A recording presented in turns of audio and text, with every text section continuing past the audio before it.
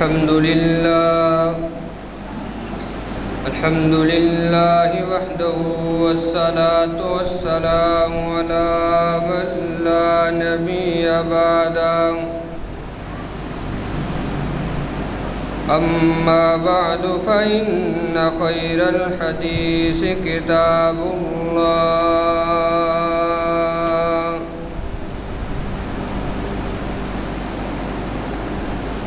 وخير الهدي هدي محمد صلى الله عليه وسلم وشر الأمور محدثاتها وكل محدثة بدعة وكل بدعة ضلالة وكل ضلالة في النار.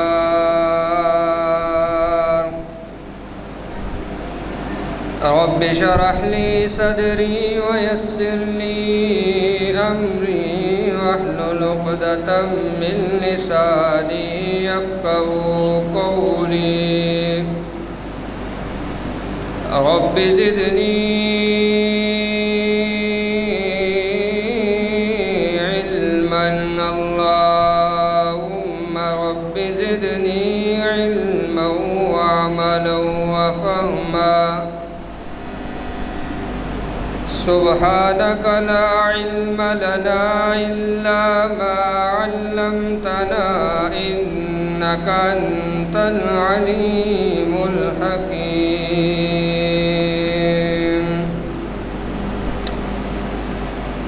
أعوذ بالله السميع العليم من الشيطان الرجيم. بسم الله الرحمن الرحيم.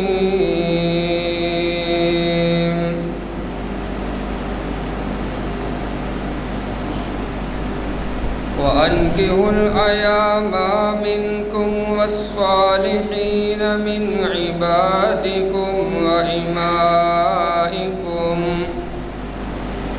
إن يكونوا فقراء يغنهم الله من فضله والله واسع عليم.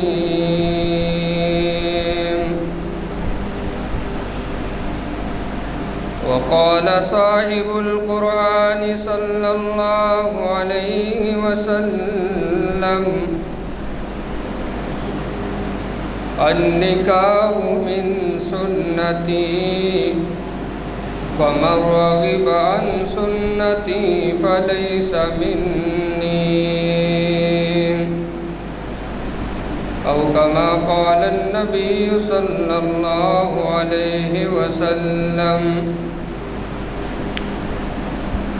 صدق الله وصدق رسوله النبي الأمي الكريم الأمين ونحن على ذلك لمن الشاهدين والشاكرين والحمد لله رب العالمين.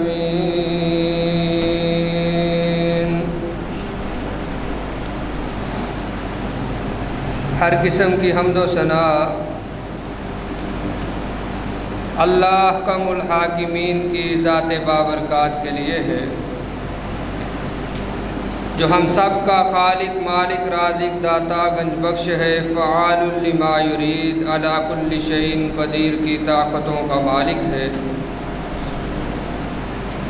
ان گن لا تعداد بے حد و حساب درود و سلام امامنا فی الدنیا و امامنا فی الآخرہ، امام الانبیاء حضرت محمد مصطفیٰ صلی اللہ علیہ وآلہ وسلم کی ذات پاک کے لیے ہے، جو ساقی کوثر شاف محشر شفیع المذنبین رحمت للعالمین ہے،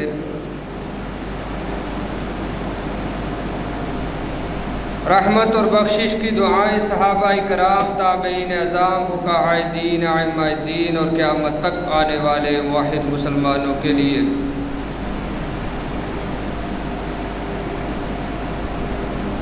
حضرات ذی وقار،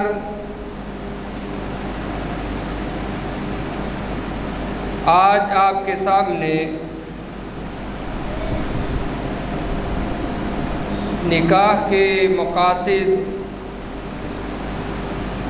اس عنوان سے گفتگو کرنا چاہتا ہوں۔ اللہ تعالیٰ سے دعا ہے اللہ مجھے شرح صدر کے ساتھ حق سچ بیان کرنے کی توفیق عطا فرمائے۔ ہم سب کو سنا کر اس پر کما حق ہو عمل پیرا ہونے کی بھی توفیق عنایت فرمائے۔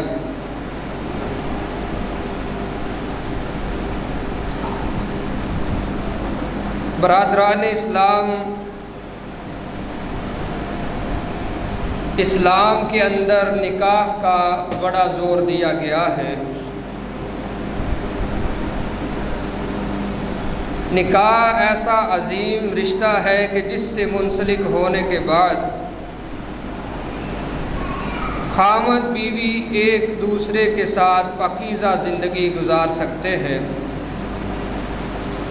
ایسی زندگی کہ جس میں محبت و پیار، ایک دوسرے سے ہمدردی اور الفت کے پاکیزہ جذبات پائے جاتے ہیں، اور خاوند اور بیوی جو ہیں وہ ایک دوسرے کے دکھ درد کے غمخوار ہوتے ہیں، ساتھی اور رفیق ہوتے ہیں۔ اگر وہ دونوں اللہ کی مرضی کے مطابق، کتاب و سنت کے مطابق زندگی کے شب و روز لیل و نہار گزارنے کا تہیہ کر لیتے ہیں تو یقیناً ان کی زندگی جو ہے ایک عظیم نعمت بن جاتی ہے،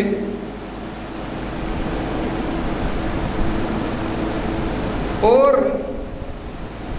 اللہ رب العالمین کی نافرمانی کے ساتھ اگر یہ زندگی کا آغاز ہو، زندگی کی بنیاد رکھی جائے تو یقیناً یہ زندگی جو ہے وہ ایک قید خانہ ہوتی ہے، مصیبتوں کا شکار رہتا ہے انسان۔ تو اللہ رب العالمین کے بتلائے ہوئے طریقوں کے مطابق اگر ہمارا نکاح ہو، نئی زندگی کا آغاز ہو، تو بے شمار قسم کے فوائد جو ہے ہم دنیا میں حاصل کر سکتے ہیں، اور دنیا یقیناً جنت بن جاتی ہے۔ اللہ رب العالمین نے نکاح کا حکم دیا ہے قرآن پاک میں۔ قرآن پاک سماعت فرمائیے گا۔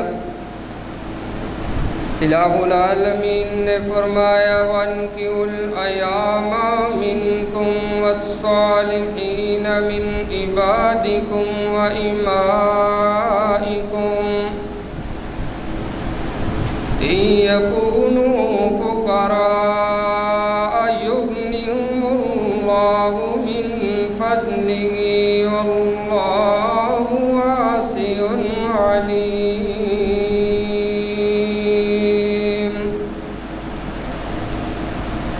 اور تم میں سے جو مرد اور عورت غیر شادی شدہ ہوں تم ان کا نکاح کر دو،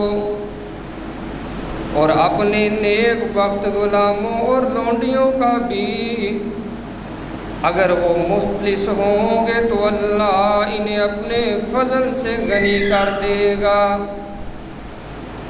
اللہ تعالیٰ کشادگی والا اور علم رکھنے والے ہیں۔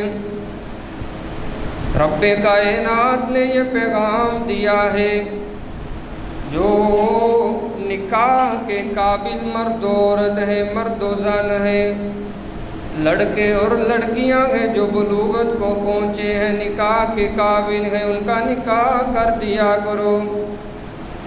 اگر تمہیں معاش کی تنگی کا ڈر ہے تو اللہ پر توکل کرو، اللہ پر بھروسہ کرو۔ إن يكونوا فقراء يغنهم الله من فضله، اللہ تمہیں اپنے فضل سے غنی کر دے گا، مالا مال کر دے گا۔ یہاں اللہ رب العالمین نے گارنٹی دی ہے کہ جہاں نکاح سے بندہ بہت ساری برائیوں سے بچ جاتا ہے، بڑے بڑے گناہوں سے بچ جاتا ہے، وہاں یہ بھی گارنٹی ہے حکم الحاکمین کی طرف سے کہ اس کی معیشت کی تنگی بھی دور ہم کر دیتے ہیں۔ تو آپ اندازہ لگا لیجئے، قرآن پاک ہے، سورہ نور ہے، تو نکاح کا حکم اللہ کا ہے، یہ نوٹ رکھیے گا۔ اسی طرح فرمایا وَإِنْ خِفْتُمْ أَلَّا تَعْدِلُوا وَإِنْ خِفْتُمْ أَلَّا تُقْسِطُوا فِي الْيَتَامَى فَانكِحُوا مَا طَابَ لَكُم مِّنَ النِّسَاءِ مَثْنَىٰ وَثُلَاثَ وَرُبَاعَ فَإِنْ خِفْتُمْ أَلَّا تَعْدِلُوا فَوَاحِدَةً أَوْ مَا مَلَكَتْ أَيْمَانُكُمْ ذَلِكَ أَدْنَىٰ أَلَّا تَعُولُوا۔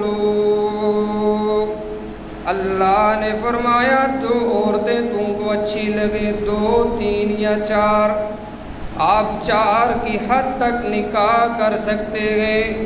وَإِنْ خِفْتُمْ أَلَّا تَعْدِلُوا فَوَاحِدَةً، اگر تمہیں ناانصافی کا خوف ہو، ایک سے زیادہ شادی کر لی ہے تو میں انصاف نہیں کر پاؤں گا، اللہ فرماتے ہیں پھر 2 کے پنگے میں نہیں جانا، 3 نہیں کرنے، 4 نہیں، پھر ایک پر اتفاق کرو، اسی کے ساتھ نبھاؤ، اسی کے ساتھ رہو۔ لیکن اللہ رب العالمین نے انسانی فطرت کے تقاضے کو پورا کرتے ہوئے یہ حکم ارشاد فرمایا ہے کہ انسان مرد جو ہے وہ 4 کر سکتا ہے۔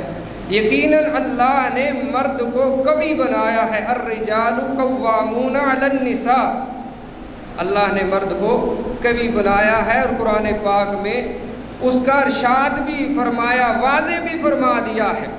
تو یقیناً آج بھی اگر حالات کا جائزہ لیا جائے تو یقیناً جو ہے خواتین کی تعداد مردوں سے کہیں زیادہ ہے، اور یہ پورا ایک سروے ہے، پاکستان میں ہی نہیں پوری دنیا کے اندر عورتوں کی تعداد زیادہ ہے۔ لیکن یہاں پر ہوتا کیا ہے، کہتے ہیں کہ زنا کو عام کیا جائے، زنا کر سکتے ہیں لیکن ایک سے زیادہ نکاح نہیں کر سکتے۔ تو یہ فطرت کے عین جو چیز تھی، مطابقت رکھتی تھی، اس کی ہم نے مخالفت شروع کی ہے۔ مطابقت تو یہی ہے نا کہ جب عورتیں زیادہ ہیں تو ایک مرد جو ہے وہ زیادہ نکاح کرے، اللہ کا حکم بھی ہے، لیکن ہمارے قوانین جو بنتے ہیں وہ اللہ اور اس کے رسول صلی اللہ علیہ وسلم کی مخالفت میں بدقسمتی سے بنتے ہیں۔ اب کہنا شروع کیا، قانون بن گیا کہ پہلی عورت سے اجازت لو دوسرا نکاح کرنے کے لیے۔ اللہ نے خود اجازت دی ہے، قرآن و سنت نے اجازت دی ہے، تو پھر یہ کیسے ممکن ہے کہ ایک مرد جو ہے وہ کسی عورت سے اجازت مانگے اور عورت اجازت دے گی؟ عورت جو اجازت دیتی ہے نکاح کی اجازت نہیں ہے، زنا کی اجازت ہے۔ زنا کر سکتا ہے لیکن نکاح کر کے شیطان کو خوش کر کے تو کسی کے ساتھ رہ سکتا ہے، لیکن رحمان کی خوشی جس میں ہے وہ نہیں کرنے دوں۔ تو عزیز دوستو، اللہ رب العالمین نے یہ بھی بات بیان فرمائی ہے، کوئی فرض نہیں 4 یا 2 یا 3 فرض ایک ہی ہے۔ النکاح من سنتی فَمَن رَغِبَ عَن سُنَّتِي فَلَيْسَ مِنِّي، کہ جو نکاح نہیں کرتا، طاقت رکھتا ہے، یہ میری سنت ہے، رسول اللہ صلی اللہ علیہ وسلم نے فرمایا، اور جو نہیں کرتا استطاعت کے باوجود یقیناً وہ بے رغبتی اختیار کرتا ہے ہماری سنت سے، فَلَيْسَ مِنِّي، اس کا میرے سے تعلق نہیں ہے، جو رسول اللہ صلی اللہ علیہ وسلم کی سنت کو چھوڑتا ہے۔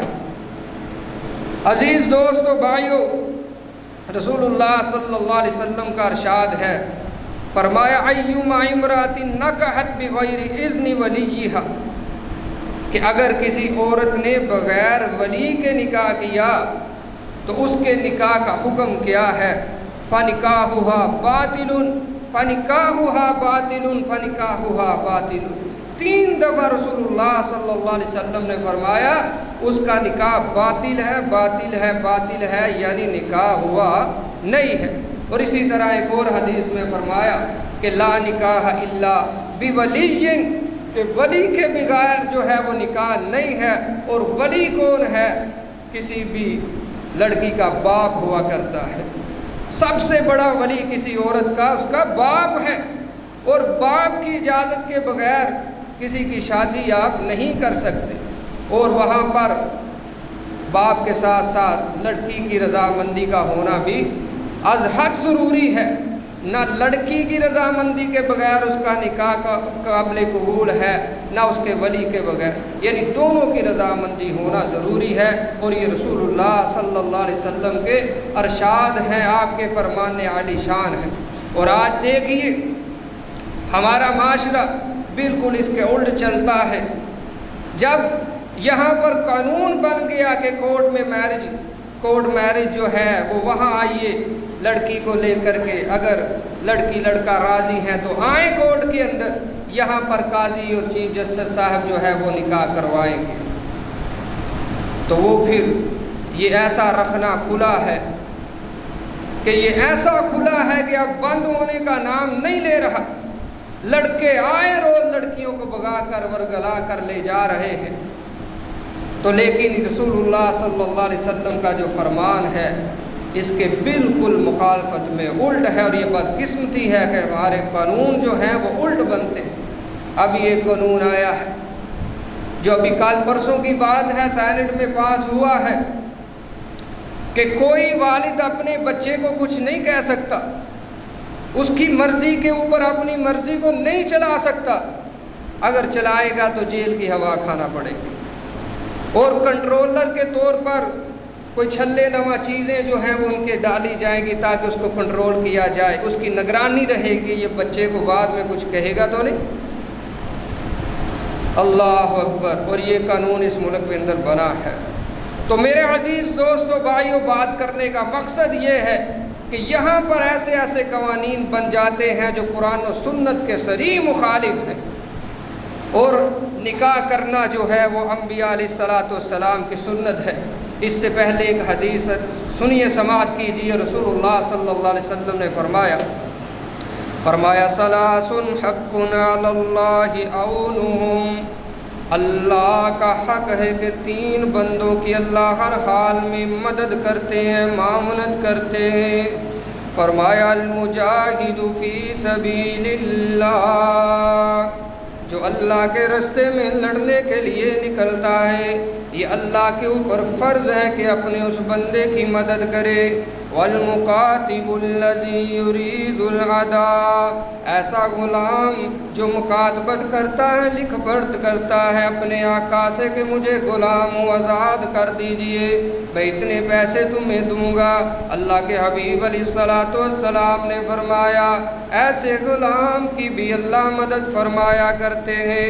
تیسرے نمبر پر فرمایا والناکح الذی یرید العفاف، اور تیسرا وہ نکاح کرنے والا جو پاک دامنی کا ارادہ کرتے ہوئے نکاح کرتا ہے، میں زنا سے بچ جاؤں، بدکاری سے بچ جاؤں، اللہ کی حرام کردہ حدوں سے بچ جاؤں، اس کو نہ چھوں، اس لیے نکاح کرتا ہے۔ اللہ کے حبیب علیہ الصلوۃ والسلام نے فرمایا کہ ایسے بندے کی اللہ مدد فرمایا کرتے ہیں۔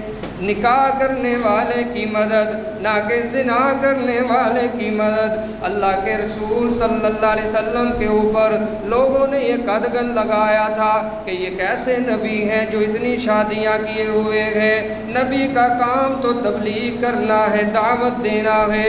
اللہ نے اپنے نبی کے اوپر یہ لگا ہوا الزام ایسے دھویا۔ قرآن سماعت فرمائیے، فرمایا وَلَقَدْ أَرْسَلْنَا رُسُلًا مِّن قبلك وجعلنا لهم ازواجا وذريہ۔ اللہ نے فرمایا کہ آپ سے پہلے بھی جتنے انبیاء ہم نے بھیجے ہیں ہر نبی کی بیوی بھی تھی اور اولاد بھی تھی، یعنی ہر نبی نے نکاح کیا، یہ ہر نبی کی سنت ہے۔ یہ نکاح کرنا، شادی کرنا صرف آپ کی سنت نہیں ہے بلکہ ہر نبی نے شادیاں کی ہیں۔ اب دیکھیے، پچھلے دنوں ایک بیان آیا کسی کا، کہنے والی پاکستان کی تھی لیکن یہاں سے بگوڑی ہے، باغی ہوئی ہے کہیں اور۔ اس نے کہا نکاح کے سائن کرنے کون سے ضروری ہے، بندہ پارٹنر کسی کو بھی بنا کر رہ سکتا ہے۔ یہ ان لوگوں کا ہے کردار جو شیطان صفت ہے، جن سے شیطان خوش ہوتا ہے اور شیطان کے اعلی کار ہیں۔ کائنات میں سب سے اعلیٰ ترین ہستیاں کون سی ہیں؟ وہ انبیاء کی ہیں، اور انبیاء نکاح کیا کرتے تھے، زنا نہیں نعوذ باللہ کرتے تھے، نکاح کرنے والے تھے۔ یہ اللہ کا حکم ہے، اس لیے انبیاء سب سے زیادہ اللہ کے حکم کے پابند ہوتے ہیں۔ ایک طرف رحمان والے ہیں، سب سے اعلیٰ ہستیاں اللہ کے رسول، وہ نکاح کر کے عورتوں کو رکھتے ہیں۔ دوسری طرف یہ شیطان والے ہیں جو کہتے ہیں نکاح کے بغیر بھی رہ لو تو کون سا حرج ہے۔ تو اندازہ لگا لیجئے یہ لوگ کن کے اعلی کار ہیں۔ اللہ نے فرمایا وَلَقَدْ أَرْسَلْنَا رُسُلًا مِّن قَبْلِكَ وَجَعَلْنَا لَهُمْ أَزْوَاجًا وَذُرِّيَّةً۔ اللہ کے جتنے بھی پیغمبر آتے رہے ہیں سب نے نکاح کیے، سب کی اولادیں بھی تھیں۔ اللہ اکبر، کیونکہ یہ اللہ کی سنت ہے، نکاح جو ہے وہ سنت ہے۔ ایسی عورت کے جو نکاح کے بغیر رہے گی، اللہ اکبر، وہ زنا ہے، زنا، اور زنا کرنے پر جو ہے وہ اللہ کا عذاب نازل ہوا کرتا ہے۔ رسول اللہ صلی اللہ علیہ وسلم کا ایک فرمان ہے کہ ایک زنا ساری زمین کو ختم کر دینے کے لیے کافی ہے۔ یہ اتنی بڑی غلاظت ہے جس کو معمولی جانا جاتا ہے، اتنی بڑی غلاظت۔ صحابہ کرام رضوان اللہ علیہم اجمعین سے اللہ کے رسول علیہ الصلوۃ والسلام نے فرمایا اگر کوئی اپنی بیوی سے ملتا ہے جس کے نکاح میں ہے تو اللہ اس کو اجر و ثواب سے نوازتے ہیں۔ صحابہ کرام نے پوچھا اللہ کے رسول صلی اللہ علیہ وسلم یہ کیسی بات ہے، اپنی بیوی سے کوئی ملتا ہے ہم بستری کے طور پہ تو اس کو ثواب ملتا ہے؟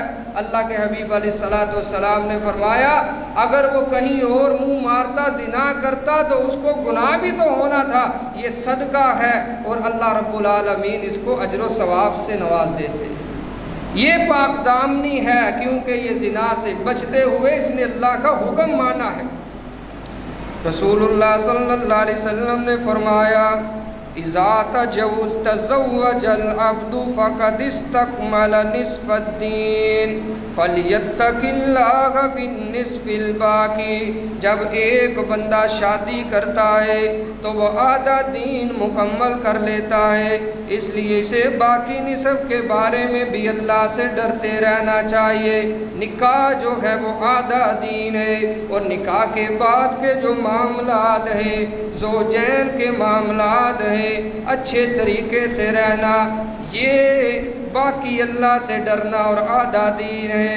رسول اللہ صلی اللہ علیہ وسلم نے فرمایا خیرکم خیرکم لأہلی وانا خیرکم لأہلی، تم میں سے بہترین سب سے اعلیٰ وہ ہے، افضل وہ ہے اللہ کے نزدیک جو اپنی بیوی کے لیے اچھا ہے۔ وانا خیرکم لأہلی، اور میں اپنی بیوی کے لیے، بیویوں کے لیے تم میں سے سب سے اعلیٰ ہوں، سب سے اچھا ہوں، یعنی آپ سب سے زیادہ عدل و انصاف کرنے والے تھے۔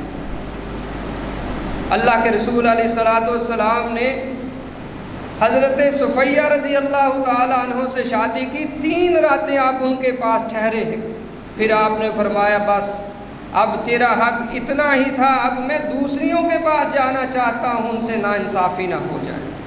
تو اس لیے میرے عزیز دوستو، شادی کے بعد جو ہے بیوی کے حقوق ہیں اور جس طرح بیوی کے حقوق ہیں اس طرح مرد کے بھی حقوق ہیں۔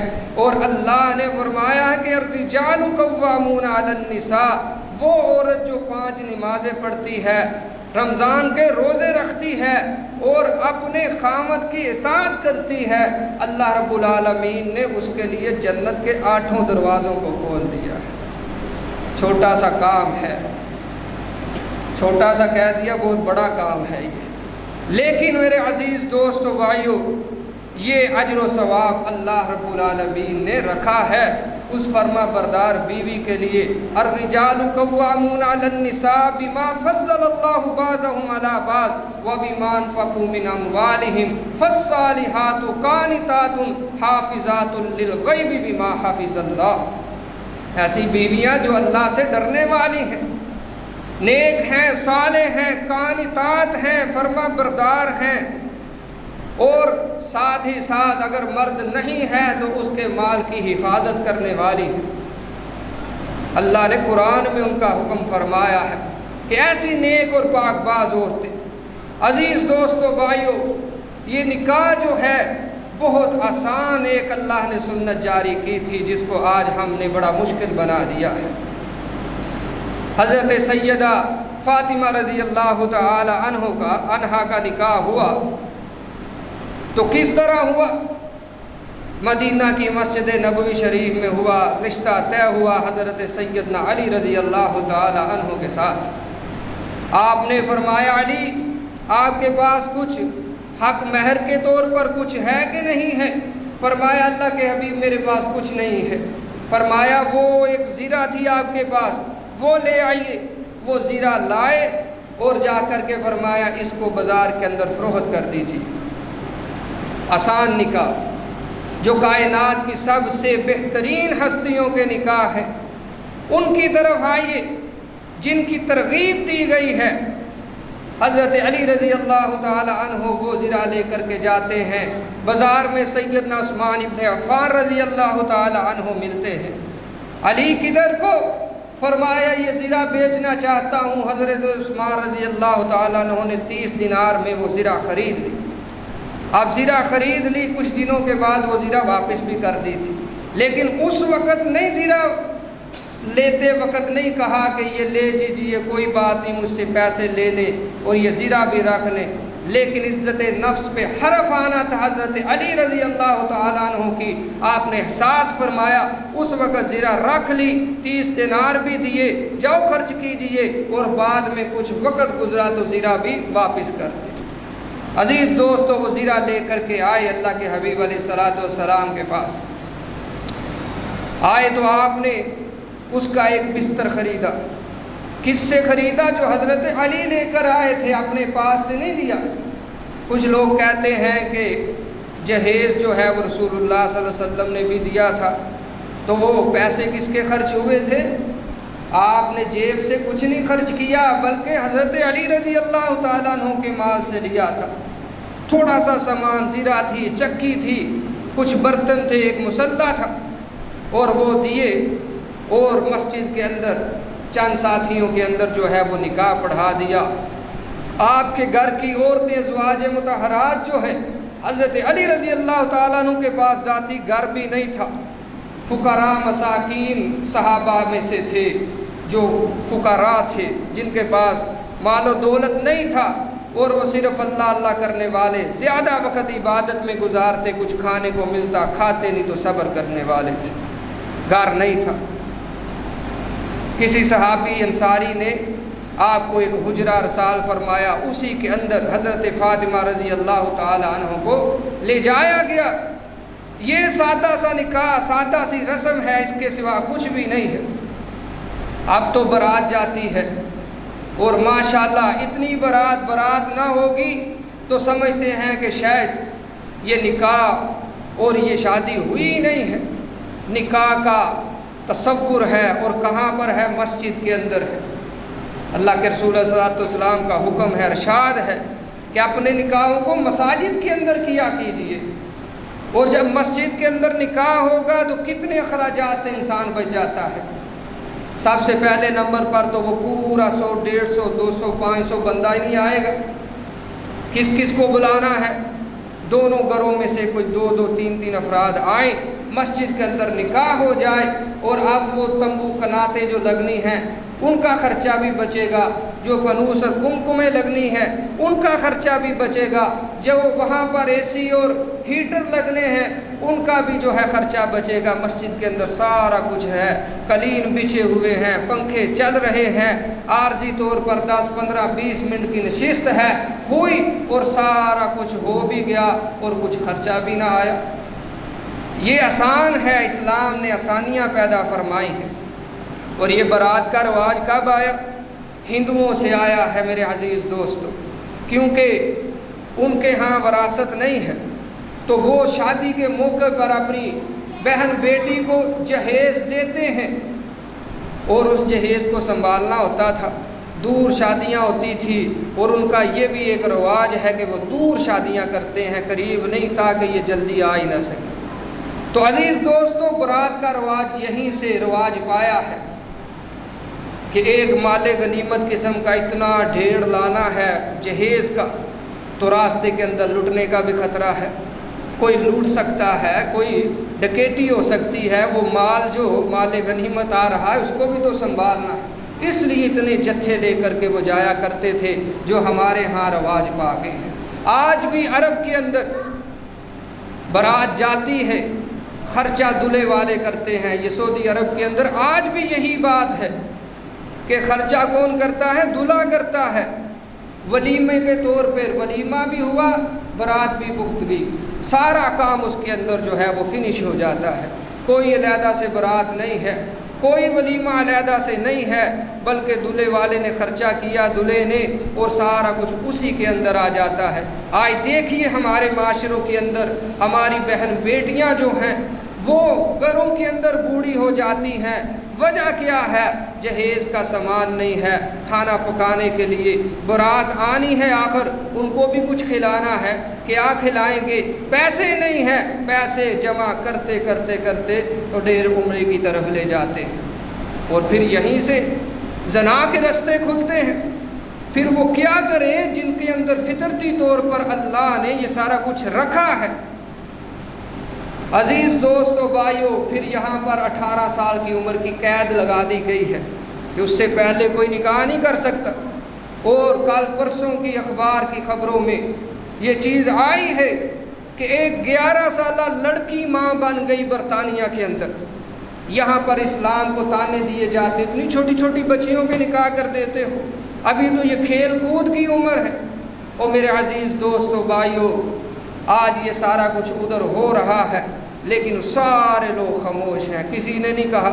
اور یہ حضرت سیدہ عائشہ رضی اللہ تعالی عنہا کے نکاح کو لے کر کے لوگ جو ہیں وہ شور شرابہ مچاتے ہیں کہ اتنی کم عمری میں شادی ہو گئی۔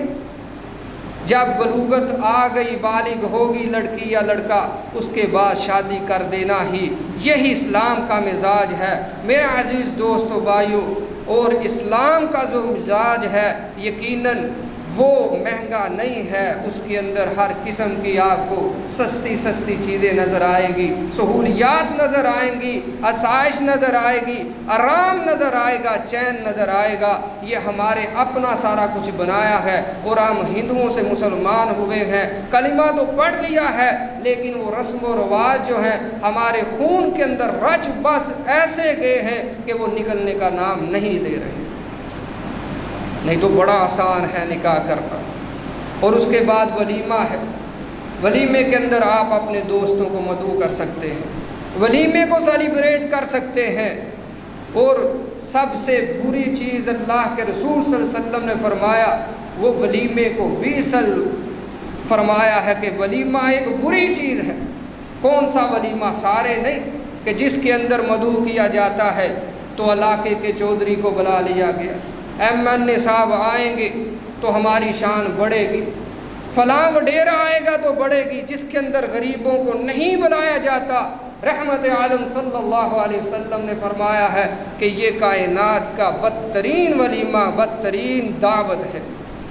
تو آج نظر دوڑا کر کے دیکھیے ہمارے ولیموں کے اندر کیا ہوتا ہے۔ بڑے سے بڑا لوگ آئیں گے تو ولیمہ ہے، نہیں تو نہیں ہے۔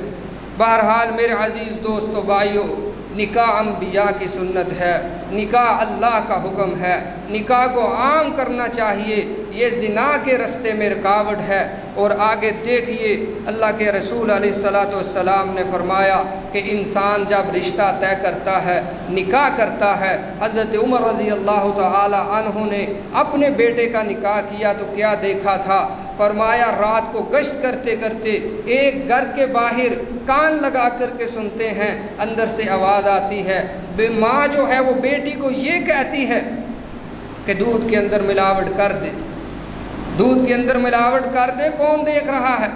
اس نے کہا امیر المؤمنین نے منع فرمایا ہے، کیسے کروں؟ اس نے کہا وہ کون سا دیکھ رہا ہے؟ فرماتا ہے کہ وہ تو نہیں دیکھ رہا لیکن اس کا رب تو دیکھ رہا ہے۔ اسی گھر کے اوپر نشان لگایا، چلے گئے۔ صبح اپنی بیوی کو بھیجا کہ جاؤ اپنے بیٹے کے لیے اس لڑکی کا رشتہ لے کر کے آؤ۔ وہ آئے ہیں، یہ نہیں بتایا کہ امیر المومنین کے گھر جانا ہے، انہوں نے آ کر کے رشتہ کہا کہ ہمیں منظور ہے، بیٹی دیکھی ہے؟ نہیں دیکھی۔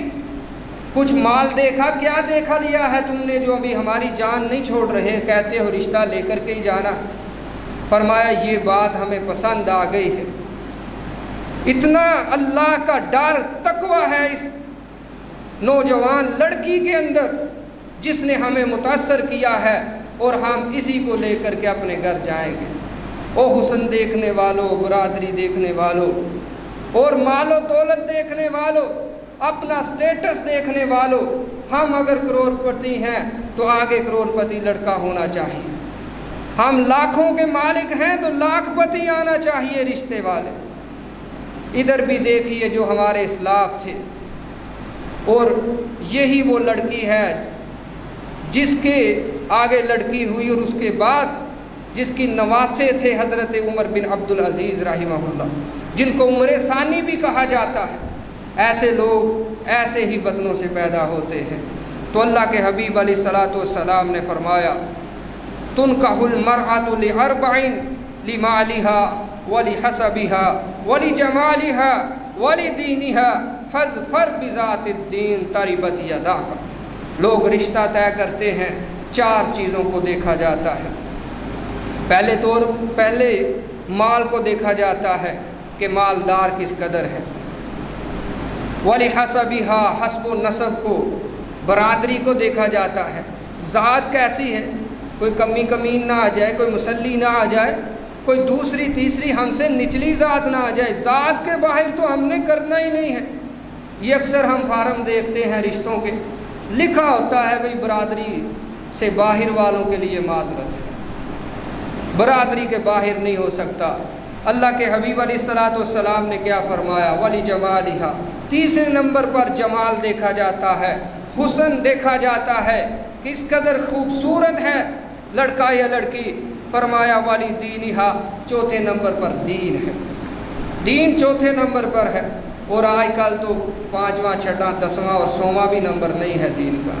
جیسا مرضی ہو کوئی بات نہیں، سنبھل جائے گا، سنور جائے گا، اچھا ہو جائے گا، نمازی نہیں تو نمازی بن جائے گا، دوسرے اچھا یہ نہیں کہتے کہ مال نہیں ہے تو مال اللہ دے دے گا، حالانکہ اللہ نے وعدہ کیا قرآن میں، شروع میں آیت میں نے پڑھی ہے، وَإِن يَكُونُوا فُقَرَاءَ يُغْنِهُمُ اللَّهُ مِنْ فَضْلِهِ، اللہ اپنے فضل سے غنی کر دے گا۔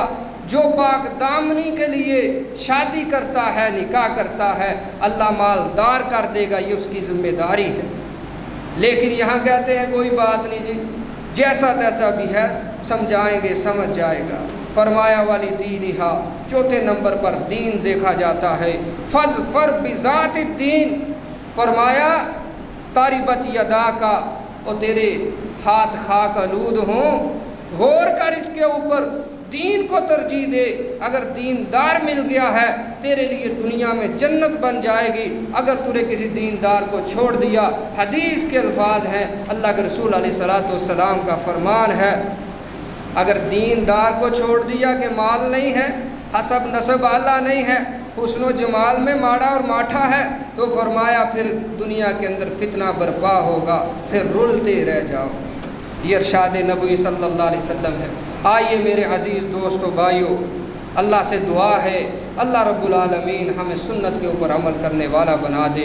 اور اس جمعے کا فائدہ بھی تب ہے، اس کا مقصد بھی یہی ہوتا ہے کہ جو بھولی ہوئی چیزیں ہیں وہ یاد آ جائے۔ تو یقیناً یہ بہت ہی اہم ایشو اور بہت ہی اہم موضوع تھا جس کے اوپر چند منٹ آپ سے چند باتیں کی ہیں۔ اللہ تعالیٰ سے دعا ہے اللہ رب العالمین ہمارے دلوں کو قلب سلیم بنا دے، ایسا بنا دے کہ ہم سنیں وَأَطَعْنَا کی آوازیں لگانا شروع کر دیں۔ اللہ ہمیں ہماری عورتوں کو ہدایت عطا فرمائے۔ جو رسم و رواج ہمارے ہاں رواج پا گئے ہیں اور دین جو ہے وہ پیچھے سے پیچھے ہٹتا چلا گیا ہے، اللہ دین کو آگے لانے کی، رسم و رواج کو پس پش ڈالنے کی اللہ ہمیں توفیق عطا فرمائے۔ جب تک ہم زندہ ہیں حالت اسلام پر، جب موت آئے حالت ایمان پر، اللہ جب آخری وقت آئے ہم سب کلمہ توحید پڑھنے والے ہو جائے۔ ہماری قسمت میں اللہ لکھ دے ہم آخری وقت پہ کلمہ توحید پڑھے۔ اقول قولی ھذا واستغفر اللہ لی ولکم ولسائر المسلمین والمسلمات۔